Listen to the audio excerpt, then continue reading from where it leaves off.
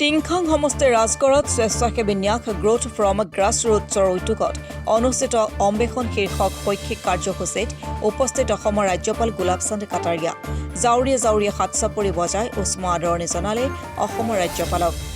ডিব্ৰুগড় জিলাৰ টিংখাং সমষ্টিৰ লগতে চৰাইদেউ জিলাৰ মৰাণ অঞ্চলৰ বিভিন্ন শিক্ষানুষ্ঠানৰ ছাত্ৰ ছাত্ৰীসকলক লৈ টিংখাং আৰু মৰাণৰ কেইবাটাও স্থানত 12 দিনৰ কৰ্মশালাৰ অন্তত আজি ৰাজগড়ত অনুষ্ঠিত হয় সামৰণি অনুষ্ঠান। শিক্ষাৰ্থীসকলক যুগ সাপেক্ষভাৱে প্ৰস্তুত কৰি তোলা সবল ব্যক্তিত্ব নিৰ্মাণ কৌশল প্ৰদান, আত্মপ্ৰকাশৰ উপযুক্ত শাৰীৰিক আৰু মানসিক সামৰ্থ্য গঠন, ইংৰাজী কথনশৈলী আৰু দক্ষতা আয়ত্ত সম্পৰ্কীয় শিক্ষা প্ৰদান, বৃত্তি বা চাকৰিৰ বাবে আবেদন পত্ৰ, বায়'ডাটা সংক্ষিপ্ত বিৱৰণ, শৈক্ষিক জীৱনৰ বিস্তৃত সাৰাংশ আদি লিখন কৌশলৰ শিক্ষা প্ৰদান কৰা হৈছিল 12 দিনীয়া কৰ্মশালাত। ৰাজগড় চাহ বাগিচা খেলপথাৰত সামৰণি অনুষ্ঠানত মুখ্য অতিথি হিচাপে অংশগ্ৰহণ কৰে অসমৰ ৰাজ্যপাল গোলাপ চান্দ কাটাৰিয়াই। ৰাজ্যপালগৰাকীৰ সৈতে উপস্থিত থাকে মন্ত্ৰী বিমল বৰা, অসম শিশু সাহিত্য ন্যাসৰ সচিব ঋষিকেশ গোস্বামী, বিধায়ক প্ৰশান্ত ফুকন, বিধায়ক চক্ৰধৰ গগৈ, বিধায়ক তেৰজ গোৱালা, বিধায়ক বিনোদ হাজৰিকা, বিধায়ক পুনাকন বৰুৱা, অসম পৰ্যটন নিগমৰ অধ্যক্ষ ঋতুপৰ্ণ বৰুৱাৰ লগতে বহু কেইগৰাকী বিশিষ্ট ব্যক্তি।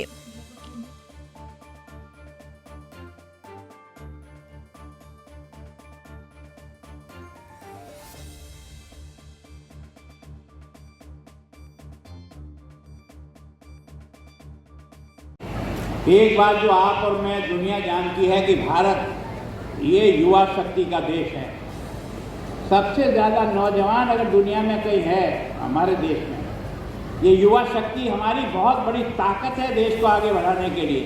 और प्रधानमंत्री जी बार बार इस बात का आग्रह करते हैं, इस युवा शक्ति को आप 2047 जब हमारी आज़ादी का 100 वर्ष पूरा हो तभी हम अपने बाप दादाओं के ज़माने में दुनिया के विश्व गुरु जाने जाते थे और माने जाते थे।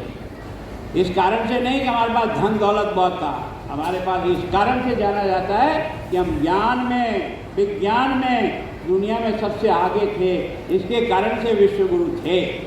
अब हम फिर से विश्व गुरु की ओर आगे बढ़ रहे हैं।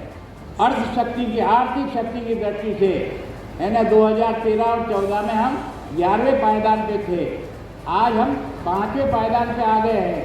और अभी आज जो बजट अभी पेश हो रहा होगा वो इस बात को इंगित कर रहा है, इसी साल के अंत तक हम दुनिया की तीसरी बड़ी आर्थिक शक्ति के रूप में भारत को बना देंगे। कौन बनाएगा? ये युवा बनाएगा, ये युवा पीढ़ी बनाएगी जो कॉलेज और विश्वविद्यालय में पढ़ रही है। इनके आधार पर ही भारत का भविष्य बनने वाला है। तो मैं सोचता हूँ ये जो आपने मोटिवेशन देने का प्रयास किया, वातावरण देने का प्रयास किया, ग्रास रूट से बच्चे को उठाने का प्रयास किया, छोटे बड़े नहीं, गरीब अमीर नहीं, सब विद्यालय के बच्चे इसकी ओर आए हैं। बाकी तो अपन प्रयोग करते हैं, कुछ छांट करके बच्चों को लाते हैं। आपने वो नहीं किया, आपने सारे बच्चों को इससे जोड़ने का प्रयास किया। ये जो सोच है, ये वास्तव में अगर समाज को आगे बढ़ाना है ना, तो सबका विचार करके कार्यक्रम बनाओगे, तब जाकर के ताकत बनेगी हमारे काम की। वो ताकत आपने बनाने का प्रयास किया। मैं सोचता हूँ कि इसके लिए आपका जितना भी स्वागत करें उतना कम है। और बच्चों, आपसे मेरी प्रार्थना है, मैंने जैसे कहा ना कि दोबारा मनुष्य न तुम बनोगे न हम बनेंगे, ये तय है। तब यार कुछ करो ना भाई, तब अपने आप को तराशो, कोशिश करो कैसे खड़ा होना है, कैसे आगे बढ़ना है। और कठिन से कठिन रास्तों में से भी रास्ता निकाल करके हमको अपनी मंजिल पार कर देना है। आपने देखा होगा हिमालय की चोटी पर कभी हम बच्चे थे तब पढ़ते थे, एवरेस्ट की चोटी पर तानसेन गया था, अब पता नहीं सैकड़ों तानसेन चले गए, महिलाएं चली गई। इसका मतलब जब मन का निश्चय होता है ना, तो एवरेस्ट की चोटी ऊंची नहीं लगती है, हमारा काम ऊंचा लगता है। तो मैं सोचता हूँ आप लोग प्रयत्न करिए। और जिसके आधार पर आपने इस कार्यक्रम में, समारोह में मुझे भी बुलाया समापन पे, मैं धन्यवाद करता हूँ आपका। आप डरते डरते बोले थे मेरे से कि आप आओगे कि नहीं आओगे, आओगे कि नहीं आओगे। मैं एक अध्यापक रहा हूँ और मेरी अध्यापक की अगर कोई दौलत है तो मेरे ये बच्चे हैं। मेरा मान और सम्मान और कोई नहीं कर सकता। मैंने जिसको पढ़ाया है, अगर एक अच्छे गुरु के रूप में पढ़ाया है, तो ये बुढ़ापे में भी मेरा सहारा बन करके किसी बस स्टैंड पे खड़ा हो जाएगा जब मेरे हाथ पैर हिलने लग जाएंगे तो वो मेरा थैला उठा करके गुरुजी आपको बिठा देता हूँ बस में, ये मेरी दौलत है, यही मेरी ताकत है। ये जो शिक्षा के क्षेत्र में जो काम करते हैं ना, वो कई बार बड़ा मनहीन भावना रखती है, मेरे पास मोटर नहीं है, मेरे पास बंगला नहीं है, बड़ा नहीं है, छोटा नहीं है, कपड़े अच्छे नहीं हैं। अरे अध्यापक का सम्मान बंगले से नहीं होता, गाड़ी से नहीं होता है। अध्यापक का सम्मान होता है उसके आचरण और उसके गुणों के कारण से। जैसा बच्चा बनाना चाहते हो पहले स्वयं बनो, तब जाकर के बच्चे को बना सकोगे। बाकी वो भाषण देने से बच्चे नहीं तैयार होते हैं, अपना जीवन प्रत्यक्ष रूप से सामने रखना पड़ता है, तब जाकर के बच्चे का निर्माण होता है। तो मैं सोचता हूँ ये जो चुनौतीपूर्ण काम आपने हाथ में लिया, इसको हमेशा कंटिन्यू करें। और बाकी विधायक महोदय यहाँ बैठे हैं, मेरी प्रार्थना है कि आप भी बच्चों को मोटिवेशन की ओर ले जाने का कोशिश करो। जब इसको कोई खुराक दोगे ना, तो फिर ये उसमें से खड़ा होगा और आगे बढ़ेगा। मैं सोचता हूँ इस दृष्टि से आप सबका बहुत बहुत धन्यवाद करता हूँ, विशेष करके आयोजकों का, इन बहनों का, जिन्होंने एक टीम रूप में मिलकर के इस कार्यक्रम को उठाने का प्रयास किया और इस अच्छाई की ओर और सफलता की ओर लाए हैं। आप सबका मैं बहुत बहुत आभार, धन्यवाद। जय भारत।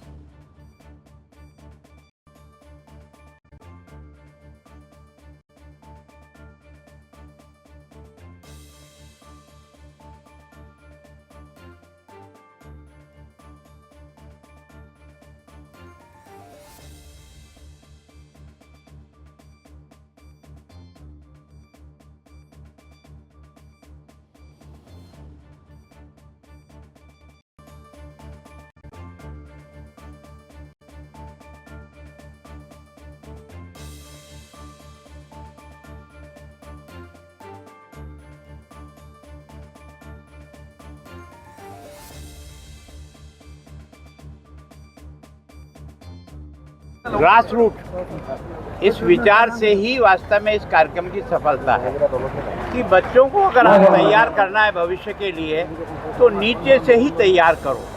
और इस कार्यक्रम के माध्यम से उन्होंने सारे विद्यालय के बच्चे, कोई छांट के किसी जाति विशेष के नहीं, सारे विद्यालय के बच्चों को मोटिवेट करने का प्रयास किया है कि उनको किधर जाना है, क्या सोचना है। और मैं सोचता हूँ सी वेहड़ा तो भारत का तो एक प्रोमिनेंट व्यक्ति है, उसको बुला करके भी अपने बच्चों को उनके साथ संवाद कराया, उसके लिए भी उनको धन्यवाद।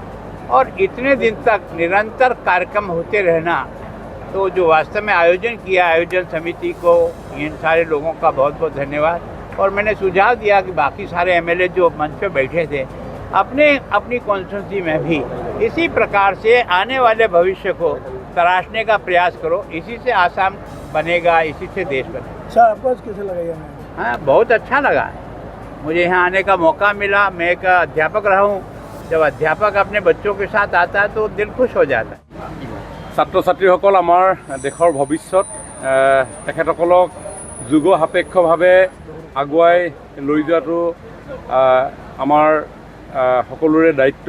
তাৰ বাবে চৰকাৰ, শিক্ষক, অভিভাৱক, অভিভাৱিকা সকলোৱে কাম কৰি আছে। আৰু সমাজৰ এগৰাকী ব্যক্তি হিচাপে আমিও ভাবোঁ আমাৰো দায়বদ্ধতা আছে, কাৰণ এতিয়াৰ যুগটো হ'ল কম্পিটিশ্যনৰ যুগ, প্ৰতিযোগিতাৰ যুগ। আৰু এই প্ৰতিযোগিতাৰ যুগত যাতে আমাৰ এনেধৰণৰ অঞ্চলৰ ছাত্ৰ ছাত্ৰীসকলেও তেওঁলোকে কম্পিট কৰিব পাৰে, তেওঁলোকে আগুৱাই যাব পাৰে। সেইকাৰণে এই গ্ৰীষ্ম বন্ধৰ সময়ছোৱাত আমি তেওঁলোকৰ সময়ৰ সদব্যৱহাৰ কৰাৰ বাবে আমি কিছু উদ্যোগ গ্ৰহণ কৰিছিলোঁ। গ্ৰ'থ ফ্ৰম গ্ৰাছৰুট নামৰ এটা অনুষ্ঠান, সেই অনুষ্ঠানটোৱে শৈক্ষিক কৰ্মসূচীৰ লগতে প্ৰকৃতিৰ লগত জড়িত হৈ থকা কাম কাজসমূহ তেওঁলোকে কৰি আছে। আৰু তাৰ বাবে আমি আমাৰ সমষ্টিৰ শৈক্ষিক পৰামৰ্শদাতা সমিতিৰো পৰামৰ্শ অনুসৰি আমি এই কাৰ্যসূচীটো গ্ৰহণ কৰিছিলোঁ। 12 দিনীয়া কাৰ্যসূচী হ'ল। ইতিমধ্যে যোৱাকালি এটা এক্সামো হ'ল তেওঁলোকৰ মাজত। আমি তেওঁলোকৰ মনত এটা কম্পিটিটিভ এটিটিউড গঢ়ি তুলিবৰ কাৰণে আমি এটা ঘোষণা দিছিলোঁ যে টপ 5 যোনে পাব তেওঁলোকৰ এটা শিক্ষামূলক ভ্ৰমণ হ'ব। আৰু ইতিমধ্যে পৰীক্ষাত বহু ছাত্ৰ ছাত্ৰীয়ে তেনেকুৱা ধৰণৰ খুব ভাল ৰিজাল্ট কৰিবলৈ সক্ষম হৈছে। 12 দিনৰ যি কাৰ্যসূচী শিকাইছিলে তেওঁলোকক আমি এটা ভ্ৰমণো কৰাম। আৰু মই ভাবোঁ যে নতুন নতুন বহুত কনচেপ্ট আছে, নতুন নতুন বহুত আইডিয়া আছে, নতুন নতুন ইনোভেটিভ চিন্তা আছে। এইবিলাকৰ লগত আমাৰ এতিয়াৰ পৰাই যদি ছাত্ৰ ছাত্ৰীসকল পৰিচয় হয়, তাৰ কাৰণে নিশ্চয় তেওঁলোকে মনত এটা ভাৱ, নতুন এটা জনাৰ ভাৱ সৃষ্টি হ'ব। আৰু ষ্টাৰ্টআপৰ এটা কাৰ্যসূচী, খুব ধুনীয়া কাৰ্যসূচী, 5জন ষ্টাৰ্টআপ ইয়ালৈ আহিছে, তেওঁলোকে দেখুৱাব যাতে তেওঁলোকেও ষ্টাৰ্টআপ, হোৱাট ইজ ষ্টাৰ্টআপ, যেনেকৈ আমি জব চিকাৰ হিচাপে আমি নিজকে ভাবোঁ যে মই এটা চাকৰি বিচাৰিম, বা তাতে চেঞ্জ হৈছে, পৃথিৱী বদলি হৈছে, আৰু সেইকাৰণে জব ক্ৰিয়েটৰ হিচাপে আমি নিজকে পৰিচয় দিব লাগিব। আৰু ষ্টাৰ্টআপ এটা ভাল মাধ্যম, ভাল এটা মঞ্চ, য'ত আমি জব ক্ৰিয়েটৰ হিচাপে আমি নিজকে প্ৰতিষ্ঠা লাভ কৰি এখন শক্তিশালী ৰাষ্ট্ৰৰ নাগৰিক হিচাপে আমি গঢ় দিব পাৰোঁ। তাৰ কাৰণে তেনেধৰণৰ চিন্তা দিবৰ কাৰণে পৰিৱেশ নিৰ্মাণ কৰা হৈছে।